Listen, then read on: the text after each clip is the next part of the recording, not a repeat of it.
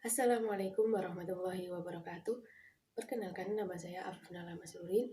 Dalam kesempatan kali ini kita akan membahas materi mengenai himpunan. Sebelum kita masuk ke materi himpunan, saya mau bertanya dulu. Apakah kalian pernah mendengar istilah grup, kelompok, atau kumpulan? Dalam bidang matematika, istilah tersebut dinamakan dengan himpunan. Jadi, apakah himpunan itu? Himpunan adalah sekumpulan bidang atau objek yang dapat terdefinisi dengan jelas. Contohnya, hewan berkaki dua, itu kan jelas. Jadi anggota-anggotanya bisa ayam, burung, itik, dan lain-lain. Contoh yang selanjutnya yakni himpunan bilangan prima. Anggota-anggotanya adalah 2, 3, 7, 11, 13, dan seterusnya.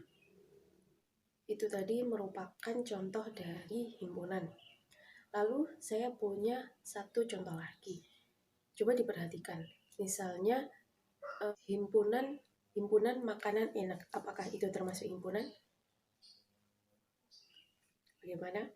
Kita kembali lagi ke definisi tadi bahwa himpunan adalah kumpulan dari objek-objek yang dapat didefinisikan dengan jelas. Misalnya kalau makanan enak, itu apa bisa didefinisikan dengan jelas? Tentu tidak. Karena apa? Setiap orang itu berbeda-beda standar enak dari makanan itu. Jadi Jadi himpunan makanan enak itu bukan merupakan himpunan. Karena anggotanya itu tidak bisa disebutkan dengan jelas untuk setiap orang. Kalau tadi himpunan hewan berkaki dua, setiap orang pasti menyebutkannya sama. Ada ayam, itik, dan lain-lain.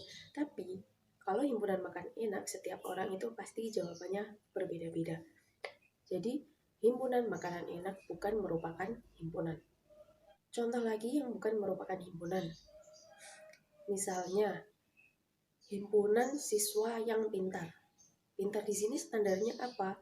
Kecuali kalau himpunan siswa di atas rata-rata, kan ada rata-ratanya, itu berarti termasuk himpunan. Tapi kalau cuma himpunan siswa yang pintar, itu bukan merupakan himpunan.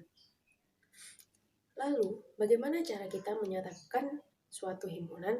Di sini ada tiga cara menyatakan himpunan. Yang pertama, menyatakan sifat himpunan.